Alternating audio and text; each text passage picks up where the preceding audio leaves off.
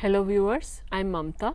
Today we are going to take up the final stages of development, adolescence, middle age and old age. Now looking at adolescence, which is derived from a Latin word meaning to grow into maturity. Now it is a transitional phase in a person's life between childhood and adulthood. Now most of you are in this stage. When you look at yourself, this is a very turbulent phase. It's a phase which is very testing. It's like a storm and stress phase where a lot of changes are simultaneously happening and you're not able to understand who you are. Are you a child? Are you an adult? Sometimes you're told you are a child, please don't interrupt, it is not meant for you. Sometimes you're told you're so big now, please come up and do this. So there's a lot of confusion at this stage of puberty. Puberty is the age where the sexual maturity takes place, that is, the ability to reproduce is attained. Now, when we look at adolescence in general, think about yourself and understand yourself from this perspective. What are the qualities that you are having which is different from childhood? Adolescents are into experimentation. They want to try and explore new things. Now, because all kinds of development are taking place very fast, hormones are released into the body, that is the reason why adolescents want to try out new things. They have a zest for experimentation and with the thought that I will not be caught. I will do it, but I can escape. That is the level of confidence that is there. But obviously because they are not adults and they want to play the role of an adult, since they are growing fast, a lot of problems come into the picture. Adolescents also want to have a lot of freedom. Parents do not want to give that. Teachers also are not very comfortable as far as a lot of freedom which is being demanded, because adolescents start arguing. That is what parents and teachers say. Argument is as such because of their cognitive development, because they are able to think, because they are able to understand the world from an abstract perspective. They have an ideology, they have an understanding of the world now, they are developing an identity. That is the reason why they are coming very forthcoming, which is not very well taken. The physical development in adolescence starts with a lot of changes that you see in the body of both boys and girls. Now this marks the end of childhood and the beginning of adulthood. The growth rate is very high. A lot of sexual characteristics are exhibited. The girls develop faster from the age of, in fact now the age has come down to 9 years and below. Puberty is being attained faster. Earlier it was 10 and 11 for girls because they start up faster.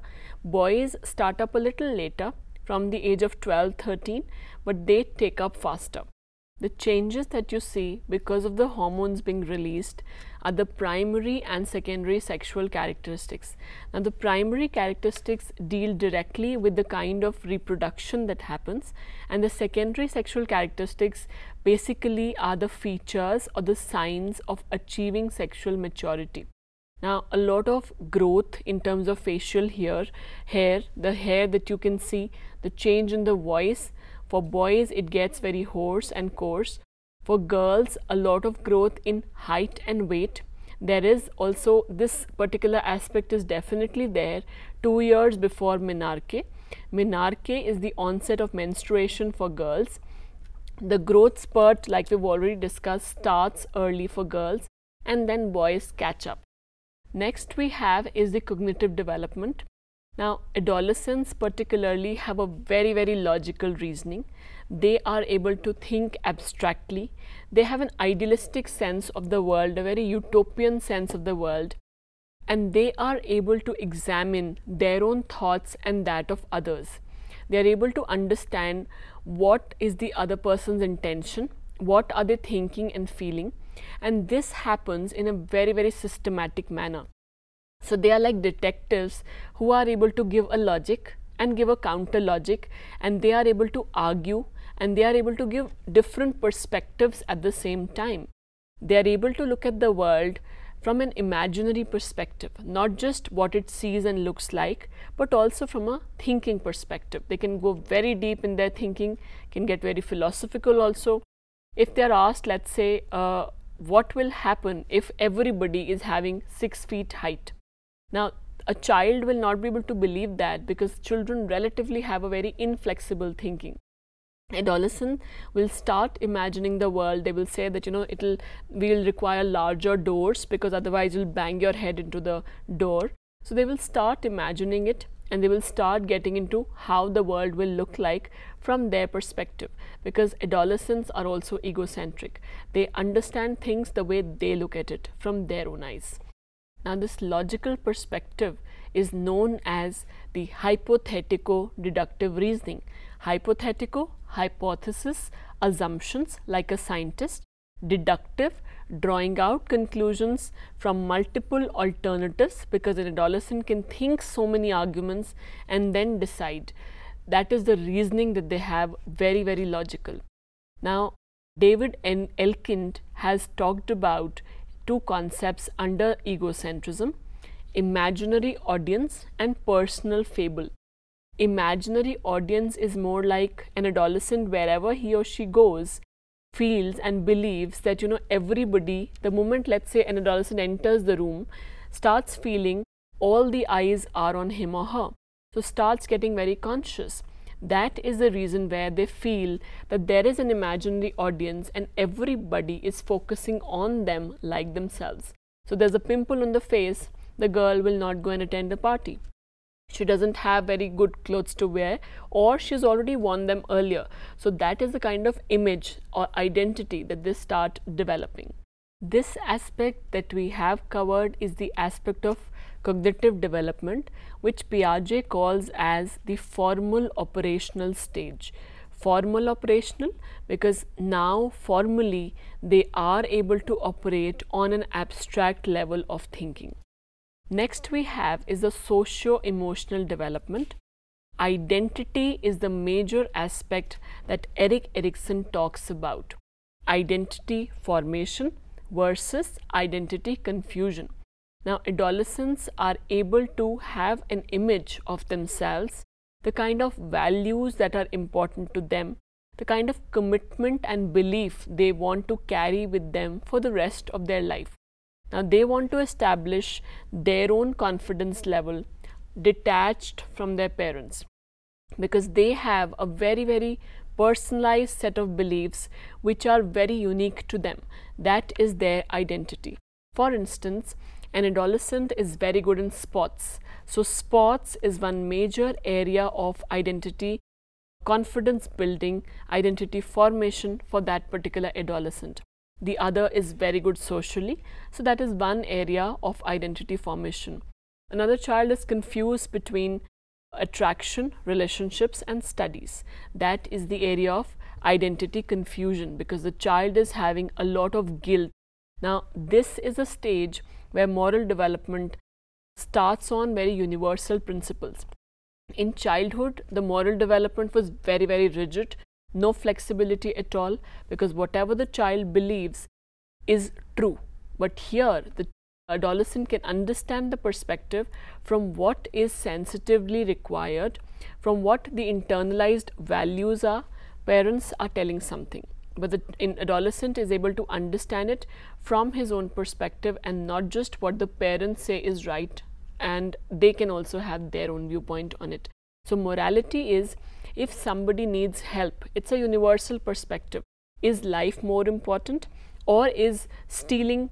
I mean, if somebody, let's say Heinz was stealing here because drug was very expensive, the chemist was going in the story that was understood. So here, according to adolescents, Heinz is okay with stealing because saving a life was more important than talking and thinking about stealing or reward and punishment. Let's look at three major concerns in adolescence. First is delinquency, second is substance abuse, and third is eating disorders. Delinquency are those behaviors which are socially unacceptable.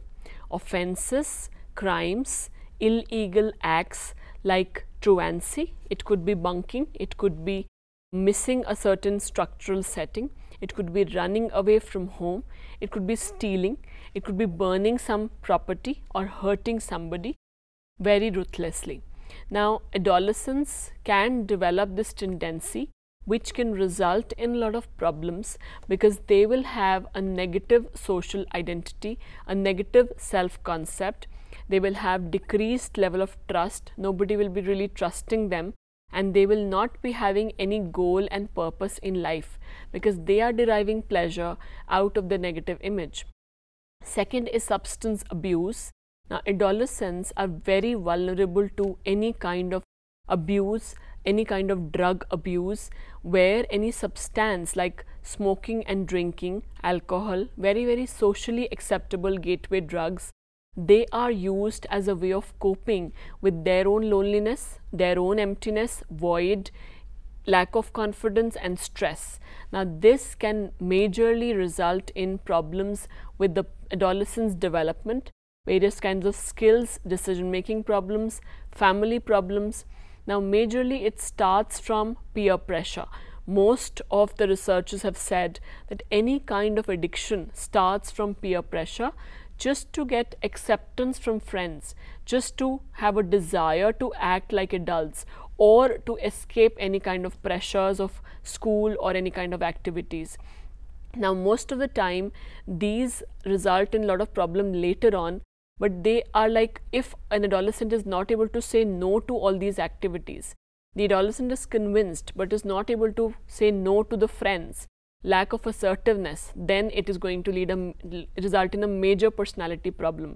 And in fact, when we look at the personality, adolescents who are submissive, adolescents who do not have a very good confidence level, who are very introvert, normally are not able to assert themselves. Next, we have eating disorders. This is a problem particularly with females in urban families. Looking at the role models on TV, normally adolescents, girls are having the problem of anorexia nervosa and bulimia. So what they do normally is they starve themselves, do not eat food, compulsorily exercise, and ultimately, even if they eat in bulimia, they are able to purge it out or fast or use a laxative to take it out of their system. We have the next stage, which is adulthood. An adult is somebody who is responsible, who is mature, who is self-supporting, and who is able to establish and integrate himself well into society. Now, these are the qualities which are there in an adult, but in this stage, normally the two phases are observed. First, the career growth, the work-related adult role which is assumed by the person, the success in earning a living, in occupation, in the career development. It's a very fast-paced growth, the initial years of career development, the financial status. Second important milestone here is marriage and parenthood. Family, marriage, parenthood. So, a person once established with the career decides to settle down, decides to take on the responsibility of having children. So, that family is a very major adjustment area where it's a lot of responsibility. If the person is not mentally prepared or is not able to relate to it, it becomes a problem. Last is the old age, where people in the old age can have a lot of problems. They might lose their spouse, they might have a problem with the health, they might have loneliness because everybody is busy in their own lives. There are now old age homes available, but then they want a lot of connectivity because they have worked all through their life to bring up the children, and now they don't have anybody to talk to. So whenever anybody is there, they talk a lot. They might have memory problems, they might have depression majorly, all these other problems with the result of retirement. If they've been very active with work, they have been very known in work, now they have so much time but they do not have the health to enjoy it. In the aspect of old age, they can assume the role of grandparents, and you can look at it in different cultures, the way a death results, how is a death believed to be in old age, that can be cultural difference. Let's summarize. We've understood the aspect of adolescence and the different kinds of development, moving on to middle age and moving on to adulthood, and then finally old age. That's about it for this chapter. Thank you.